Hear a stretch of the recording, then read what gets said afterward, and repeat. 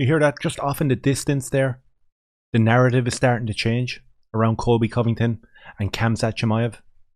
All of a sudden, Colby the dirtbag is unbeatable. All of a sudden, everyone is starting to lean towards Colby against the big bad wolf. I love it. I absolutely love it. And we'll get into what Henry Cejudo and Chael Sonnen said. Before we do, if you could subscribe and maybe share out the video. I took a little bit of a break for a while. I'm back making content, hopefully maybe 3 or 4 videos a week. If you could share them out, that would help me immensely. I appreciate it. Thanks very much. So this week we've had Henry Cejudo and Chael Sonnen make videos about how unbelievably talented Colby Covington is and how they are actually upset that people are writing him off, which everyone seems to have done in the last 2 or 3 months when the talks of the Chimaev fight have arisen. So Henry Cejudo did a 20-minute video breaking down Colby's performances against Woodley, against Usman, against Masvidal, and he broke down the tactics, the technique, and pretty much everything that he believes Colby possesses to beat Khamzat Chimaev.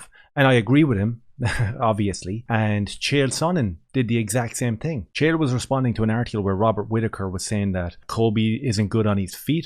Colby doesn't have what it takes to beat Khamzat Chimaev.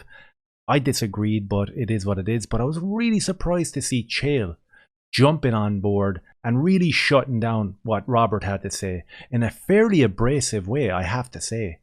But again, this is nothing new. This is what has happened over the course of the MMA shilling. I said this 6 months ago on this channel. Go back and watch the videos. I said it about Paddy Pimblett. I said that the eating was disgusting and repulsive, and of course, obviously, it wasn't good for your health. And it's definitely not good for your health if you want to be a top-level UFC fighter. Of course it's not going to be good for your health. I said it, and people were like, dude, you're a hater. Leave the guy alone. He's having fun. He's really entertaining.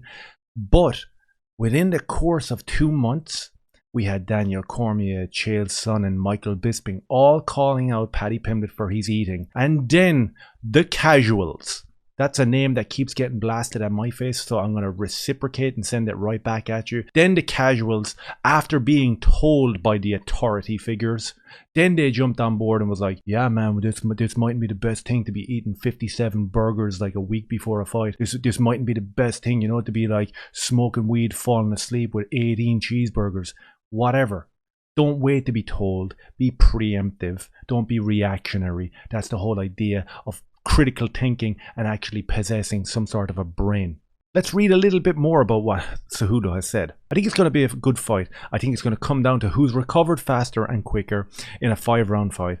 I almost want to lean towards Colby Covington because, as we saw with the Gilbert Burns fight, Khamzat Chimaev, I'm not sure if Chimaev could ever make 170 pounds. That's a question that will be answered if the contracts are signed by Colby Covington, and I hope they are. I hope they are. I hope that Colby Covington and Khamzat Chimaev fight at London. I think that would be an amazing fight. Or in the UK, wherever this Leon versus Usman fight's going to take place. I think that if Colby is fighting on that, it's just going to be a huge fight. It's going to be a massive fight for his career. And I would love nothing more than to see him expose Khamzat Chimaev.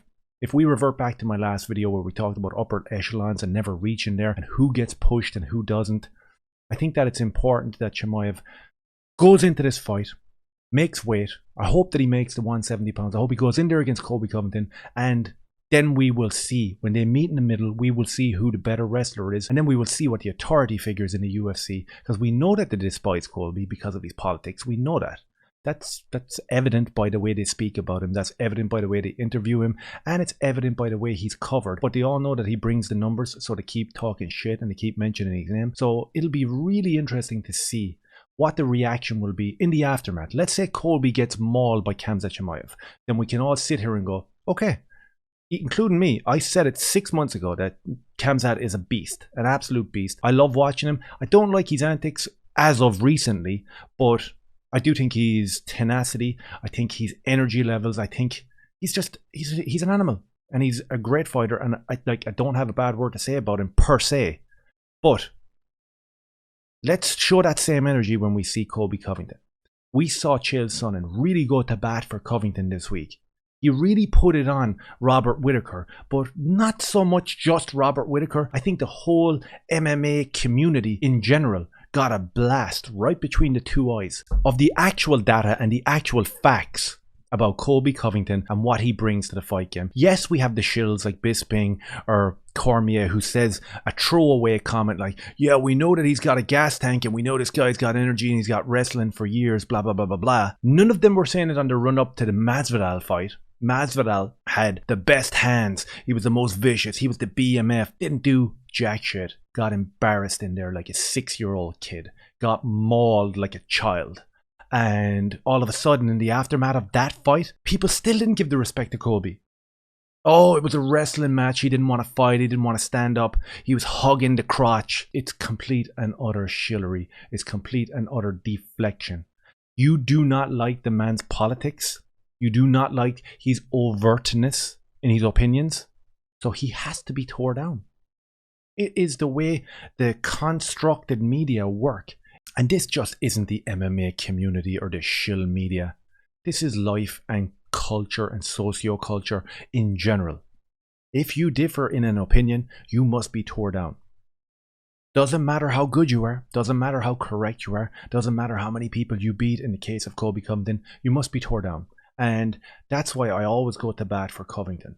Always. Cejudo continues here talking about Covington. He said, look, his threshold is his biggest gift. This is where he beats people, his tenacity. When you fight and you wrestle, that's the things that actually get hard. People are not accustomed to that. I mean, the threshold of Colby Covington, I have to give this dirtbag a 10. So look, that's coming from Henry Cejudo. He likes to call him a dirtbag. We know he's the king of cringe. I actually like Henry Cejudo outside of the octagon and outside of the shill media. I think the guy's got some genuine beliefs that he has stuck by and took a lot of heat recently for. So I actually do give him respect. Chael Sonnen, I give massive respect this week to. With that defense of Colby Covington, he really put it to everyone. He talked about what is a weakness in Colby's game is his stand-up.